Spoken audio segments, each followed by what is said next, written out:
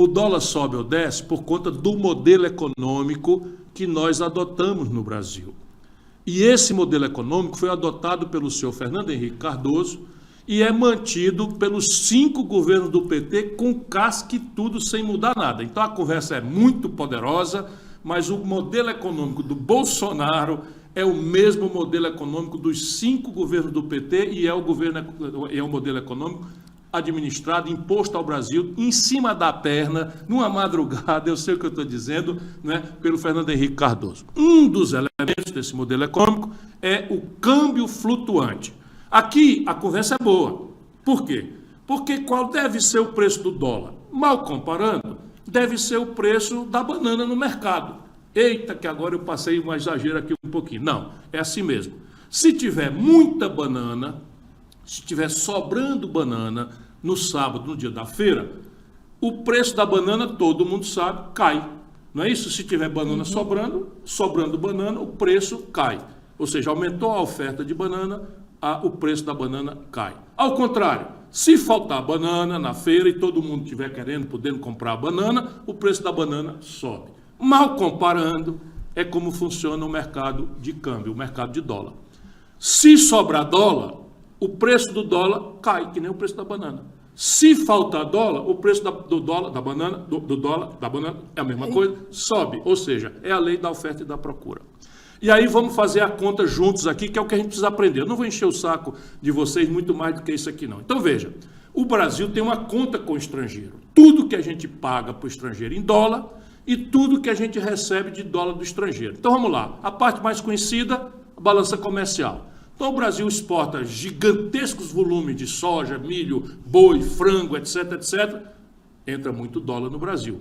Então nessa conta comercial está sobrando dólar, o nosso real vai diminuir de preço. Ou seja, o real vai se valorizar, o preço do dólar vai cair. Só que tem outras contas que a imprensa não conta muito para você. É um pouco porque é complicado e um pouco porque interessa que essa informação fique só nos que manipulam e ganham muito dinheiro com a tragédia do nosso povo. Então vamos lá, a conta de royalties. O que diabo é a conta de royalties? É o aluguel da inteligência dos outros. Eu estou lá, estou naquela câmera lá. É o aluguel da inteligência dos outros. O Brasil não faz o desenvolvimento tecnológico e precisa pagar para usar tecnologia em eletroeletrônica, informática, química fina, enfim, usar a tecnologia dos outros. Quando a gente usa a tecnologia dos outros, a gente tem que pagar os serviços, os royalties, em dólar. Esse buraco é gigantesco, já está passando de 10 bilhões de dólares. Turismo, um dos países mais lindos, de cultura mais exuberante, de povo mais fascinante do mundo, que tem a Amazônia, a Serra Gaúcha, as praias nordestinas, o Pantanal, que tem, enfim, Chapada Diamantina. Eu vou ser injusto aqui, né, de não dizer tanta exuberância, tanta alternativa, de uma cozinha maravilhosa, de uma cultura, de uma arte especiais. Pois bem, o Brasil recebe por ano de turismo mais ou menos o que Paris recebe. Uma cidade da França recebe por mês.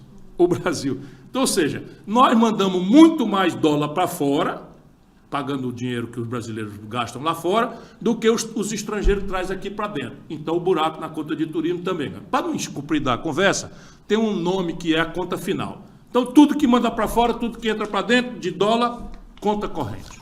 Essa é a contabilidade geral do Brasil. Pois bem, esse ano, quando a gente puxar a contabilidade do Brasil é sempre muito difícil. Andei vasculhando Banco Central, andei vasculhando Instituto Fiscal Independente, andei vasculhando Ministério da Fazenda. Os dados estão todos defasados. Mas eu fiz umas extrapolações, e mais ou menos tenho uma experiência nisso, e vão faltar esse ano algo ao redor de uns 30, 35 bilhões de dólares.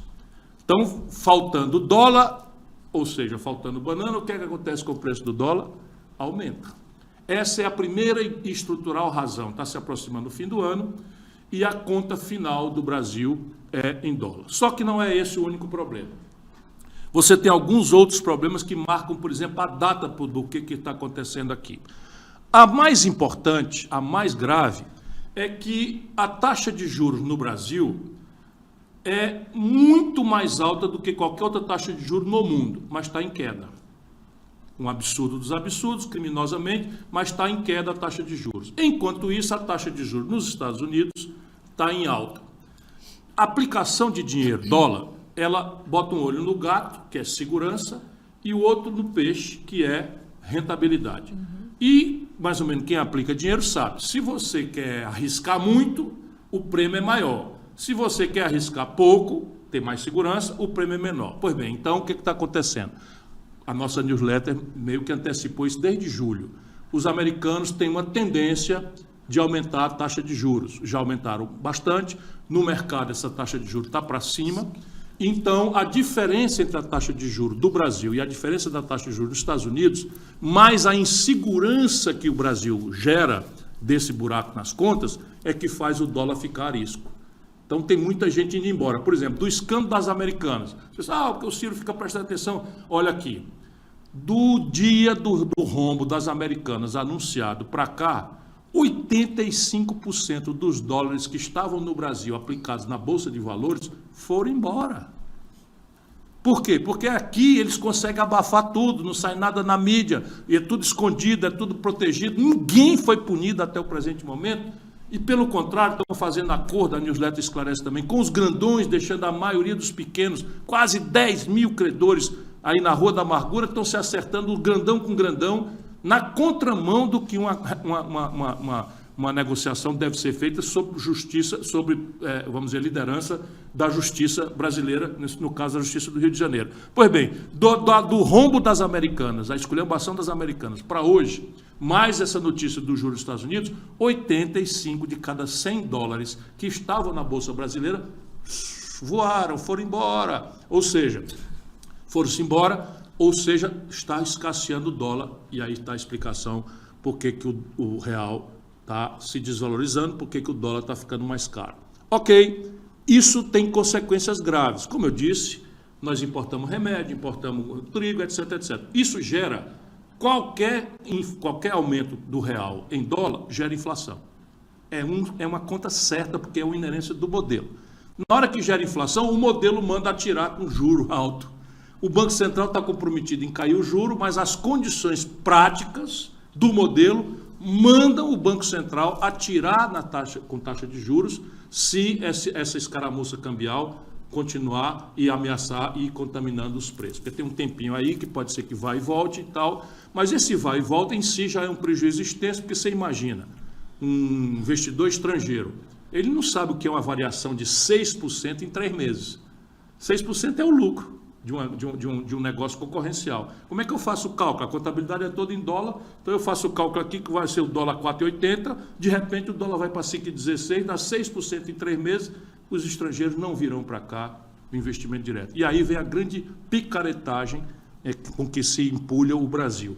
Você hoje pega dinheiro em renda fixa, que vem especular, dinheiro que vem especular na bolsa sem gerar um emprego, sem produzir um pão, e bota na conta como se fosse investimento direto estrangeiro no Brasil.